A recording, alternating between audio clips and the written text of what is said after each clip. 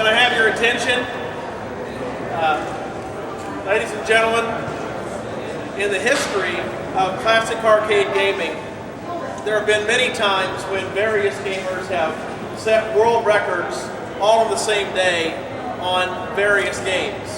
However, I'm not aware of any time in the history of gaming that someone in the same day has even attempted to take two major world records. But if anybody could do it, it'd be my friend, Billy Mitchell.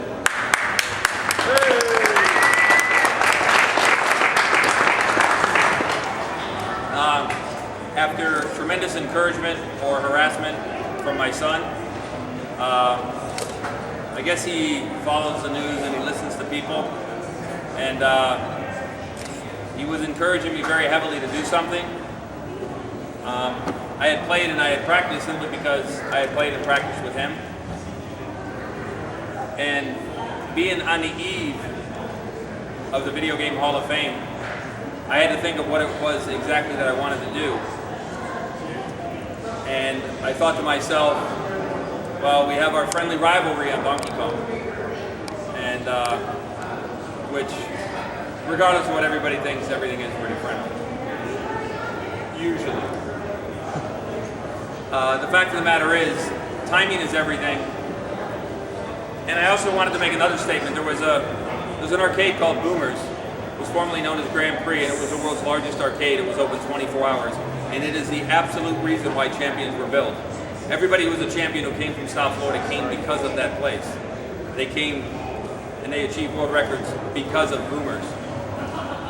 And I wanted to come here to say that I think that there needs to be a place in the Video Game Hall of Fame for places like Boomers, places like Fun Spot, a place where champions were built and world records were made.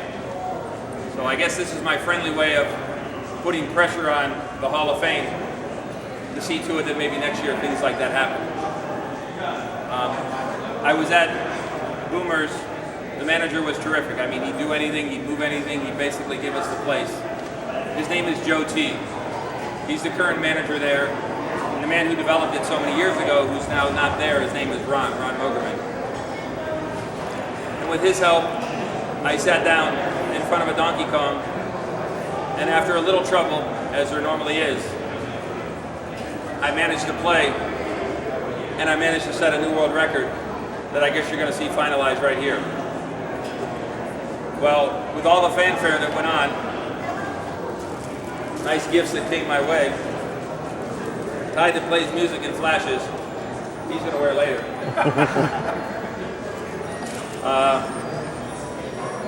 There is something I'll wear later, but it might not be that tie. Pac-Man pillow. There was a lot of hugs and kisses and hooting and hollering. And from Twin Galaxies, Pete was on the phone, and Pete was on his way over. So I thought, this will be great. I'll introduce him to the manager, and I really want Twin Galaxies to have a strong foothold in South Florida with a place that's really friendly and cooperative, just like other places like Fun Spot.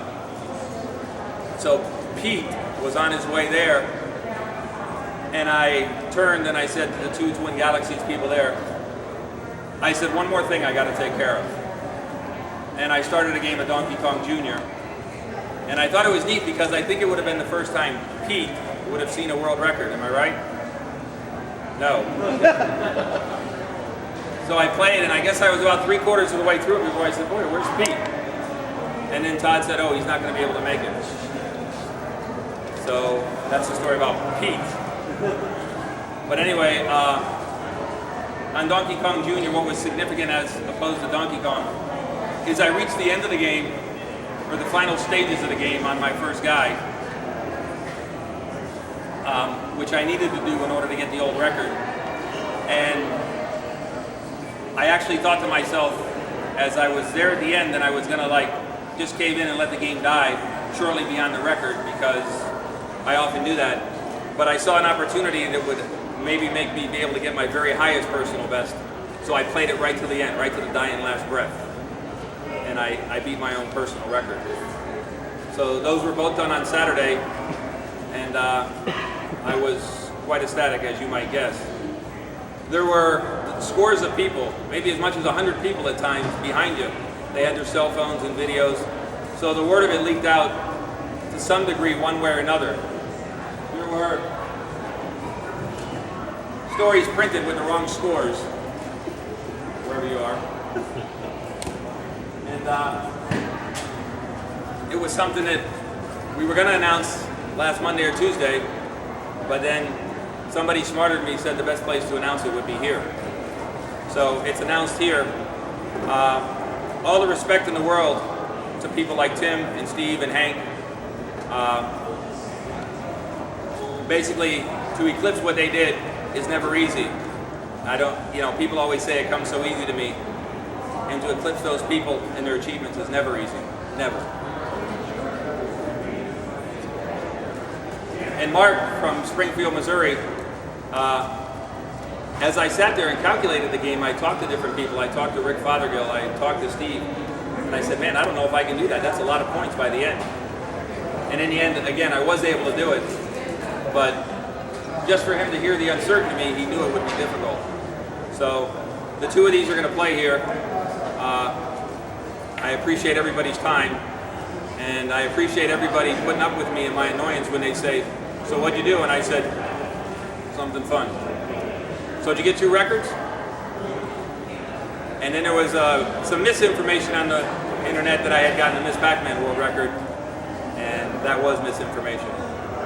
But I play, and when I play and I stop shortly after a world record, sometimes it might be thought that I do it to be a wise guy, and probably that's true. It's probably thought that I do it for sportsmanship or out of respect for other players, or to keep the competition tight or not to discourage people. And to a certain degree, that's true. But mostly I do it just because I do it. So. Well, world, my friend Billy Mitchell has set a new world record on Donkey Kong Jr. and beaten the existing world record on Donkey Kong by exactly 1,100 points. And so now Billy Mitchell is once again the world record holder on both Donkey Kong and Donkey Kong Jr. All I can say is, go Billy, go Billy, go.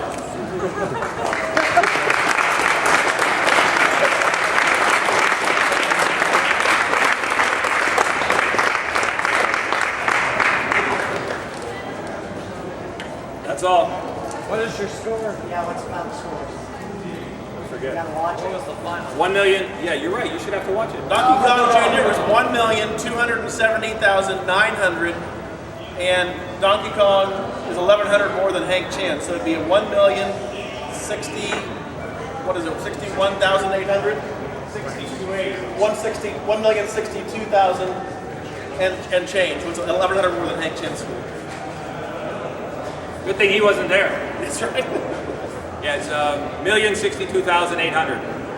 And I know it's been said that I passed the score by the same mark as I did Steve. The truth is I was going up the last ladder on the last board that I played and calculating the score and the bonus. I saw that I had beaten it by 1,200. I just sort of stalled for a second, and then I went across losing 100 points, so I beat it by 1,100 points. Yeah, maybe that's a little bit of a wise guy, but it's fun. And I like the fact that I did it at Boomers.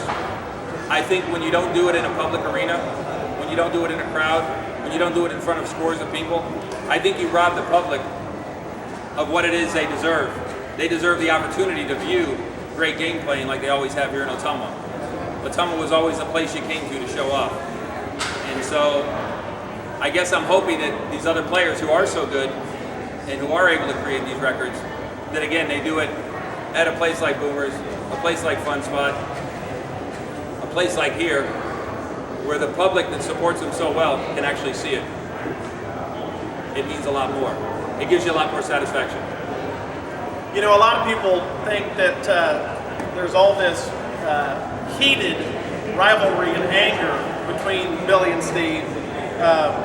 I'll say this, Billy made these posters for the event, and he'll be happy to sign them for many of you. I don't know if we've got enough for everyone, but not for me right now. I'm in trouble with the Team Weeby t-shirt, but he made these posters to hand out to in good spirit to say he appreciates Steve Weeby, he appreciates Hank Chin, Tim Zerby, and all of his rivals, and I can't call myself a rival anymore. He shellacked me, but go Billy, go.